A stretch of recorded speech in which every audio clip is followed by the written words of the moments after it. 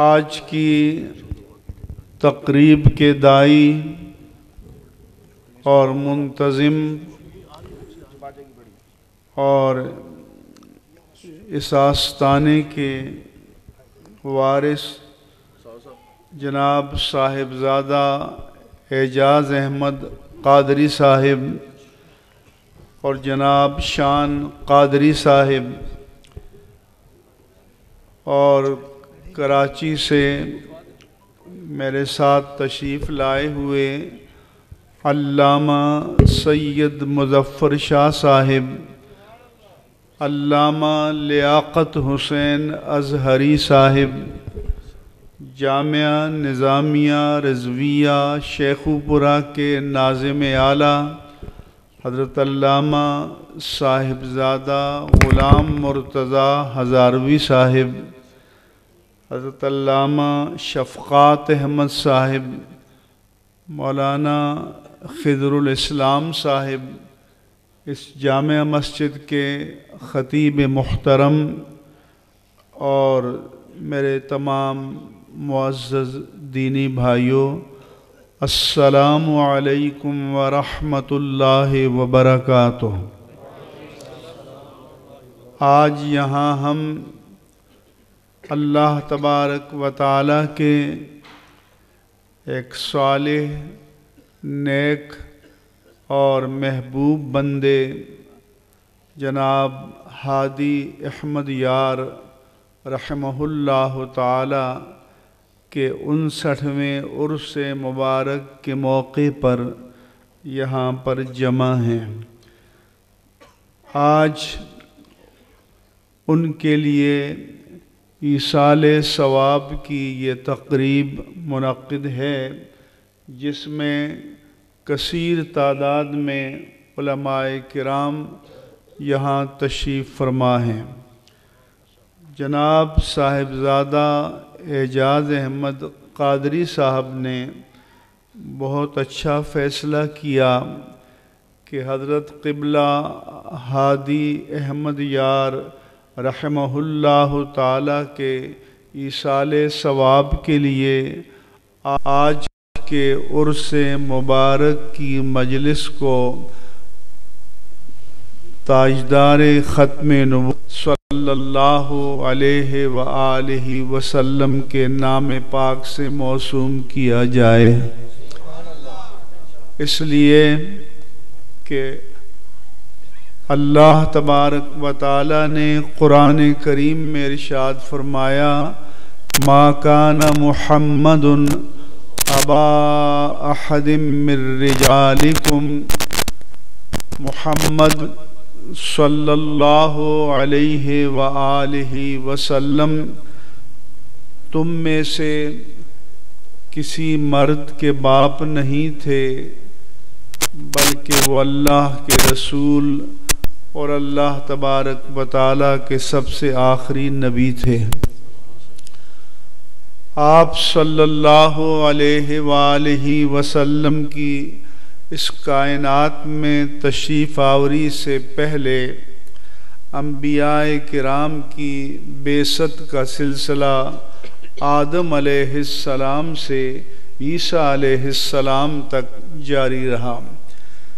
چنانچہ رسول اللہ صلی اللہ علیہ وآلہ وسلم نے فرمایا، کانت بنو اسرائیل تسوسہم الانبیاء، کہ بنی اسرائیل کے نظم اجتماعی کے تمام امور کی تدبیر انبیاء کرام فرمایا کرتے تھے۔ کلما ہلک نبی خلفہ نبی، جب ایک نبی وصال فرما لیتا تو پھر اس کی جگہ لینے کے لیے اور انسانیت کی ہدایت کے لیے اللہ تبارک و تعالی دوسرا نبی مبعوث فرماتا، مگر آپ صلی اللہ علیہ وآلہ وسلم نے فرمایا، انہ لا نبی بعدی، اب میرے بعد یقینی طور پر کوئی نبی اور کوئی رسول نہیں آئے گا۔ اس لیے کہ آپ صلی اللہ علیہ وآلہ وسلم نے فرمایا قد انقطعت النبوۃ والرسالہ، اللہ تبارک و تعالی نے آدم علیہ السلام سے لے کر عیسیٰ علیہ السلام تک یکے بعد دیگرے جو انبیاء کی بعثت کا نظام اپنی حکمت سے قائم فرمایا تھا، اب وہ سلسلہ بند ہو چکا ہے۔ چنانچہ نبی کریم صلی اللہ علیہ وآلہ وسلم نے اپنے خصائص و امتیازات بیان کرتے ہوئے فرمایا کہ فضلت علی الانبیاء بست، کہ اللہ نے مجھے انبیاء کرام پر 6 چیزوں میں فضیلت عطا کی۔ ایک تو آپ نے فرمایا کہ اوتی تو جوامع الکلم، اللہ پاک نے مجھے یہ معجزہ عطا کیا کہ میں ایک جملے میں معانی کے سمندر کو سمو سکتا ہوں۔ پھر آپ صلی اللہ علیہ وآلہ وسلم نے فرمایا وَنُصِرْتُ بِالرُّعْبِ مَسِيرَةَ شَهْرٍ، اللہ تبارک و تعالی نے، میرے آقا نے فرمایا کہ میری ذات میں ایسا شکوہ، ایسا دبدبا، ایسا رعب اور ایسی جلالت عطا فرمائی تھی کہ 1 مہینے کے فاصلے سے بھی کسی کی نظر مجھ پر پڑتی تو اس پر میرا رعب طاری ہو جاتا۔ پھر آپ صلی اللہ علیہ وآلہ وسلم نے فرمایا کہ جعلت لی الارض مسجدا و طہورا، پچھلی امتوں میں اس دور کے مسلمان اس بات کے پابند تھے کہ جب نماز کا وقت آئے تو اس دور کی عبادت گاہ میں، وہ چاہے کنیسہ ہو، بیا ہو، چرچ ہو، ٹیمپل ہو، اس میں عبادت کرنے کے پابند تھے، مگر میرے آقا و مولا صلی اللہ علیہ وآلہ وسلم نے فرمایا میرے لیے اللہ تعالیٰ نے ساری زمین کو مسجد بنا دیا ہے اور ساری زمین کو پاک قرار دے دیا ہے، لہٰذا جب نماز کا وقت آ جائے اور بندہ مومن اللہ کی زمین پر کہیں بھی ہو، اگر زمین پر کوئی نظر آنے والی نجاست نہیں ہے تو وہ زمین پاک ہے، قبلہ رو ہو کر وہاں نماز ادا کی جا سکتی ہے۔ پھر میرے آقا و مولا صلی اللہ علیہ وآلہ وسلم نے فرمایا کہ احلت لی الغنائم لم تحل لأحد قبلی، کہ مجھ سے پہلے جتنے انبیاء کرام تشریف لائے وہ اس بات کے پابند تھے کہ ان کی امتوں کو جب اللہ کی بارگاہ میں کوئی صدقہ پیش کرنا ہوتا تو وہ اس کو لا کر کھلے میدان میں رکھ دیتے اور آسمان سے آگ آتی اور اسے جلا ڈالتی۔ یہ اس بات کا ثبوت ہوتا کہ یہ صدقہ اللہ کی بارگاہ میں مقبول ہو گیا، اور اگر آسمان سے آگ آ کر اسے نہ جلاتی تو پھر یہ پتہ چلتا کہ یہ صدقہ اللہ کی بارگاہ میں مقبول نہیں ہوا۔ اب آپ میرے آقا کی اسی کرم پر اگر ہم شکریہ ادا کریں کہ جب عید الاضحیٰ کا موقع آتا ہے تو لوگ 10 لاکھ اور 20 لاکھ اور 25 لاکھ کی جانور لیتے ہیں، ان کی نمائش کرتے ہیں اپنی شہرت کے لیے، لیکن کسی کو پتہ نہیں کہ 25 لاکھ والے کی قربانی قبول ہوئی یا 10,000 والے کی قبول ہوئی۔ تو آپ مجھے بتائیں کہ اگر آج کی طرح رزلٹ آؤٹ ہو جاتا اور 25 لاکھ والے کی قربانی رد ہو جاتی تو معاشرے میں کسی کو منہ دکھانے کے قابل رہتا؟ اس لیے ہمیں اللہ کی بارگاہ میں یہ دعا کرنی چاہیے کہ یا اللہ تیری ذات کریمی نے اپنے حبیب مکرم صلی اللہ علیہ وآلہ وسلم کے وسیلہ جلیلہ سے جس طرح دنیا میں ہمارے عیبوں پر پردہ فرمایا ہے، قیامت کے دن بھی ہمیں اپنی رحمت کے دامن میں پناہ عطا فرما اور اپنے حبیب پاک کے دامان رحمت میں پناہ عطا فرما۔ پھر آپ صلی اللہ علیہ وآلہ وسلم نے فرمایا کہ کان نبی یبعث الی قومہ خاصہ، کہ مجھ سے پہلے نبی ایک خاص قوم کی طرف، ایک خاص قبیلے کی طرف، ایک خاص زمانے کے لیے نبی بن کر آتا، مگر ارسلت الی الخلق کافہ، اللہ تعالیٰ نے مجھے تمام انسانوں ہی نہیں بلکہ تمام مخلوق کے لیے رسول بنا کر بھیجا ہے۔ اور قرآن میں اللہ نے فرمایا کہ قل یا ایھا الناس انی رسول اللہ الیکم جمیعا، اے پیارے حبیب آپ اعلان کر دیجئے کہ میں پورے عالم انسانیت کی طرف نبی اور رسول بنا کر بھیجا گیا ہوں۔ اور آخر میں آپ نے فرمایا وَخُتِمَ بِيَ النَّبِيُّونَ، اور اللہ نے میری ذات پر نبوت کا سلسلہ ختم کر دیا۔ اس لیے وَلَٰكِن رسول اللہ وخاتم النبیین، اس پوری امت کا اجماع ہے کہ خاتم النبیین کے معنی آخر النبیین ہے، یعنی میرے آقا کے بعد اب قیامت تک کے لیے کوئی اور نبی نہیں آئے گا، قیامت تک آپ کی شریعت جاری رہے گی،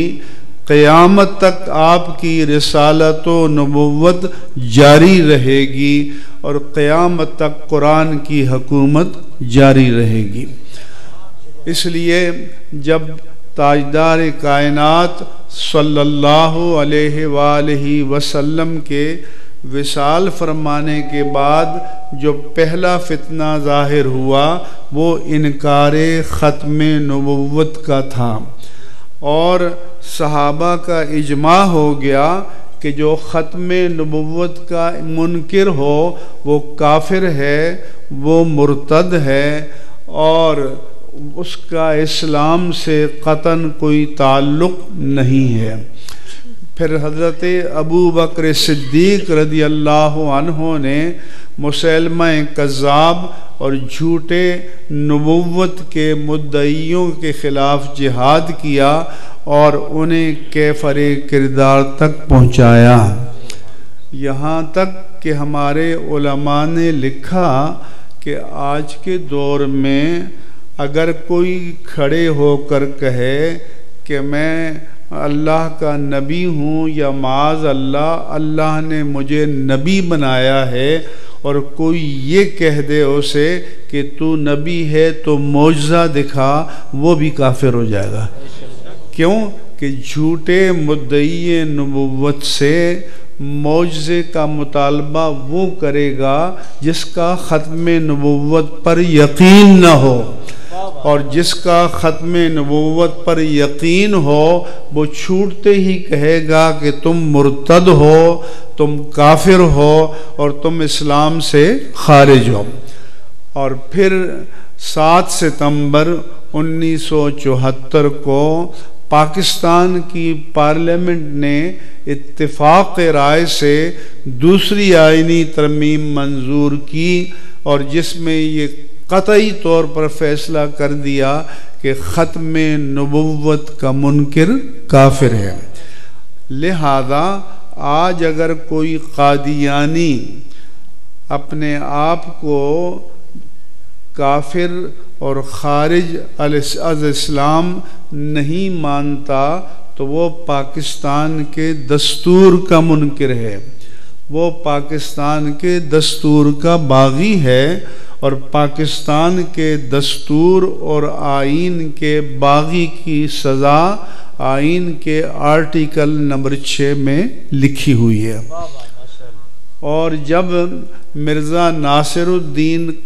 قومی اسمبلی میں آیا اور اس نے اپنا کیس پیش کیا کہ مجھے اپنا موقف پیش کرنے دیا جائے، تو علماء جو اس وقت موجود تھے، اور یہ بھی آپ کو بتاؤں کہ قادیانیوں کے مرتد ہونے کی قرارداد اہل سنت و جماعت کو اس پر ناز کرنا چاہیے، اور اہل سنت و جماعت کو اس پر فخر کرنا چاہیے، اور اہل سنت و جماعت کو اس پر اللہ کا شکر ادا کرنا چاہیے کہ تاجدار کائنات کے پردہ فرمانے کے بعد قادیانیوں منکرین ختم نبوت کو سب سے پہلے جناب صدیق اکبر نے مرتد قرار دیا، اور پھر اس کے 1400 سال بعد انہی کی اولاد میں سے قائد ملت اسلامیہ، قائد اہل سنت، قائد جمعیت علماء پاکستان علامہ شاہ احمد نورانی صدیقی رحمہ اللہ تعالی نے قادیانیوں کے مرتد ہونے کی قرارداد اسمبلی میں پیش کی، اور پوری پارلیمنٹ نے اتفاق رائے سے منظور کیا۔ اور ساتھ ساتھ یہ بھی آپ کو بتاتا چلوں کہ جب مرزا ناصر الدین سے پوچھا گیا کہ یہ بتاؤ کہ کیا مرزا نے یہ نہیں لکھا کہ جو مجھ پر ایمان نہ لائے وہ کافر ہے، تو اس کو ماننا پڑا، کیونکہ مرزا کی کتابوں میں یہ لکھا ہوا ہے۔ یہاں تک کہ اس نے یہ بھی لکھا کہ بالغ تو چھوڑو، مسلمان کے بچے کی جنازہ بھی نہ پڑھی جائے۔ اور پہلا وزیر خارجہ بیرسٹر ظفر اللہ چودھری جب قائد اعظم کا انتقال ہوا تو وہ الگ جا کر کھڑا ہو گیا، اور اس نے قائد اعظم کی نماز جنازہ نہیں پڑھی، اور اس سے پوچھا گیا کہ تم نے کیوں نہیں پڑھی، تو اس نے کہا آپ کی مرضی، یا تو یہ سمجھیں کہ ایک مسلمان نے کافر کا جنازہ نہیں پڑھا، یا ایک کافر نے مسلمان کا جنازہ نہیں پڑھا۔ اس کا مطلب یہ ہے کہ مرزا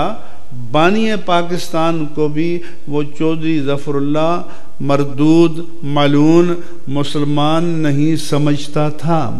اس نے یہ لکھا کہ مجھ پر ایمان نہ لانے والے کنجریوں کی اولاد ہیں، تو اب اس قوم کے سامنے،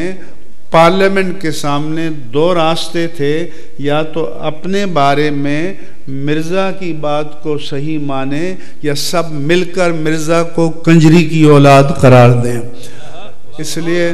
پارلیمنٹ نے بالآخر یہی فیصلہ کیا، اور اب جو قادیانی ہیں بیرونی ملکوں میں جا کر وہ پولیٹیکل اسائلم یا سیاسی پناہ مانگتے ہیں کہ پاکستان میں ہماری جان کو خطرہ ہے، یہ سب جھوٹ ہے، یہ سب کذب ہے، اور یہ سب خلاف واقعہ ہے۔ اس ملک میں آج بھی قادیانی موجود ہیں، اور عہدوں پر فائز ہیں، اور بڑی بڑی جائیدادوں کے مالک ہیں۔ یہ صرف پاکستان کو بدنام کرنے کے لیے باہر جا کر انہوں نے مورچے بنا رکھے ہیں۔ اس لیے ہم کہتے ہیں کہ جب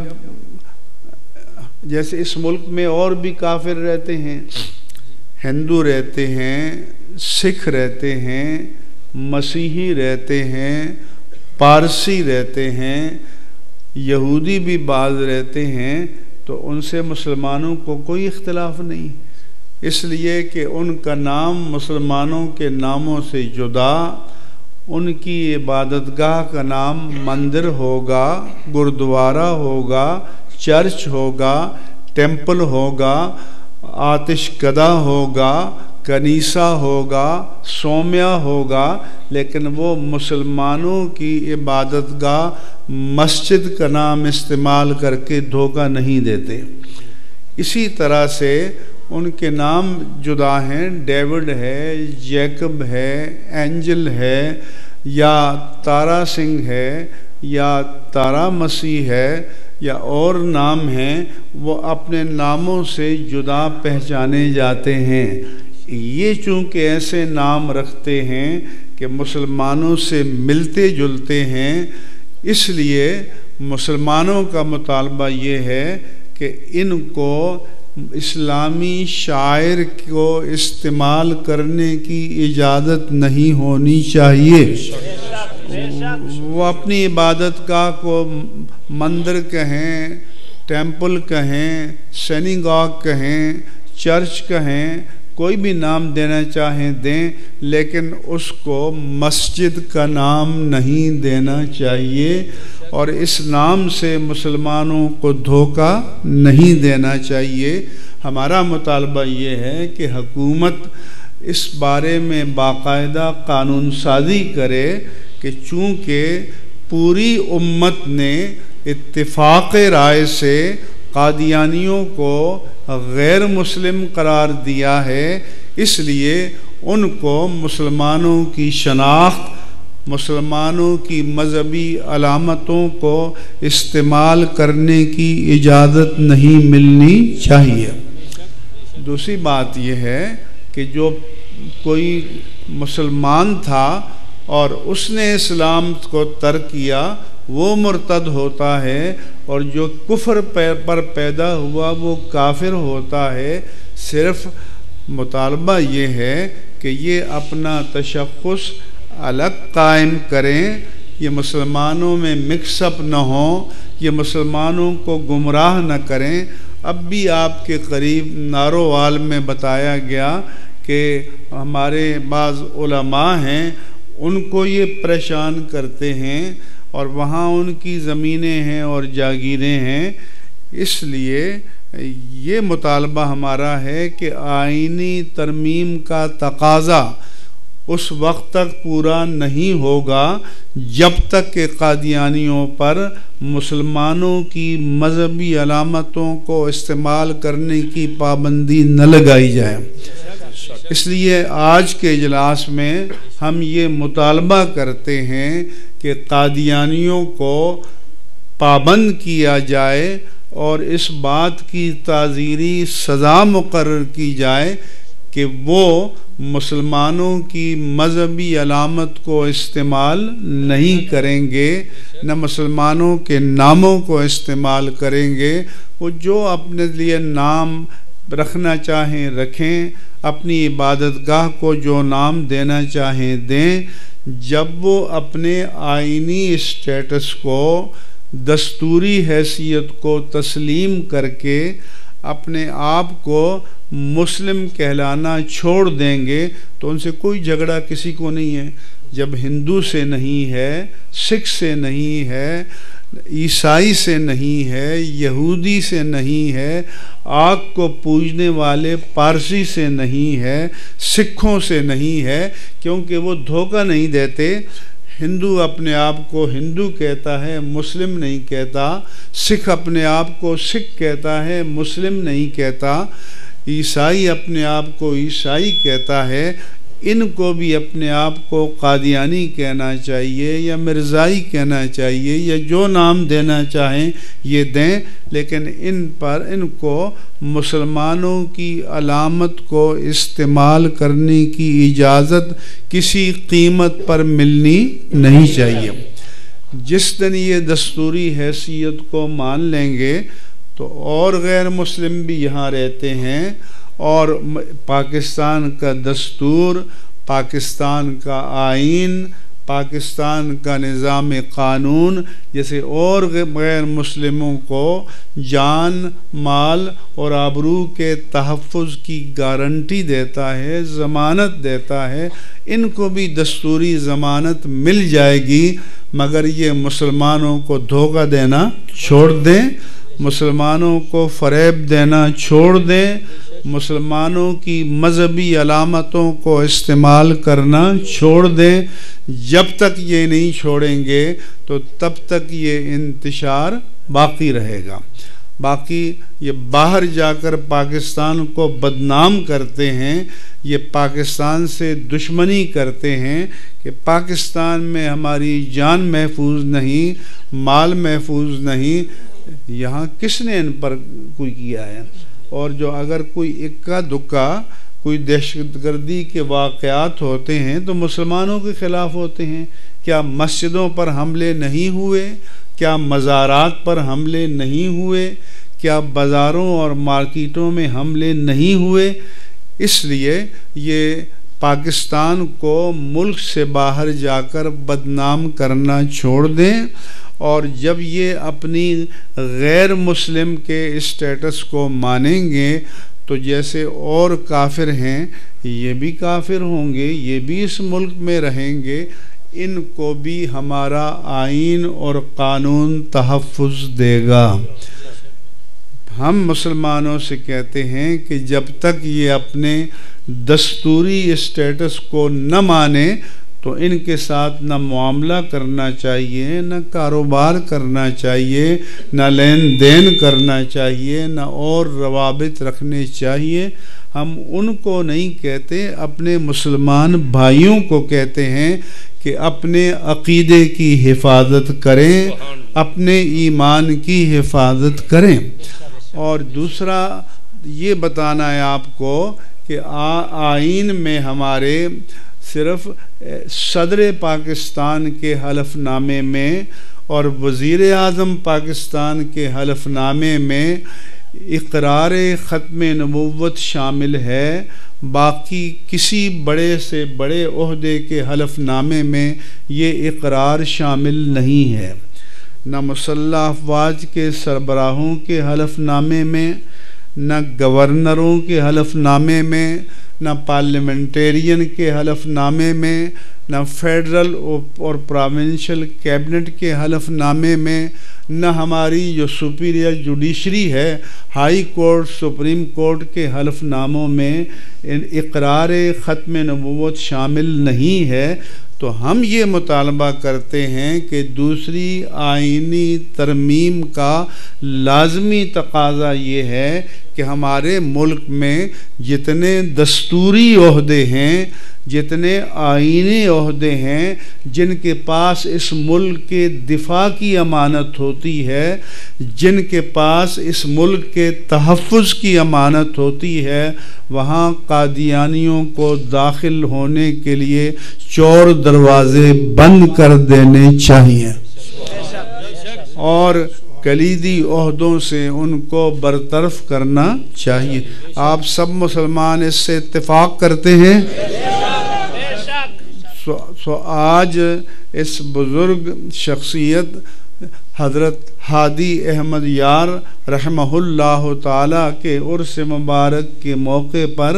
ان کی ایصال ثواب کے لیے ہم پیمان کرتے ہیں کہ ہم ہر فورم پر حکومت سے مطالبہ کریں گے، اور جب ہمارے لوگوں کو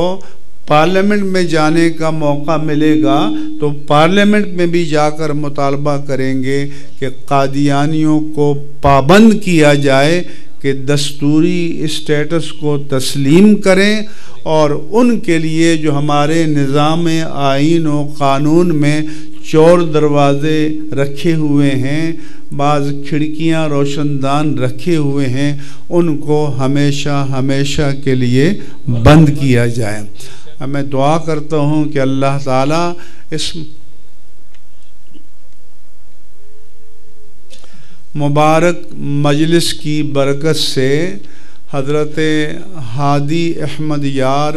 رحمہ اللہ تعالی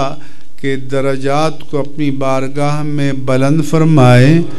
اور اللہ تبارک و تعالی اپنی رحمت کاملہ سے ان کو اور ہم سب کو اپنے حبیب مکرم صلی اللہ علیہ وآلہ وسلم کی شفاعت مقبولہ مردیہ نصیب فرمائے، اور یہاں کے مسلمانوں کو ان کی اچھی تعلیمات پر عمل کرنے کی توفیق عطا فرمائے، اور صاحبزادہ اعجاز حسین قادری اور صاحبزادہ شان احمد قادری جو اس مزار کے متولی ہیں، ذمہ دار ہیں، اور یہاں کے وہ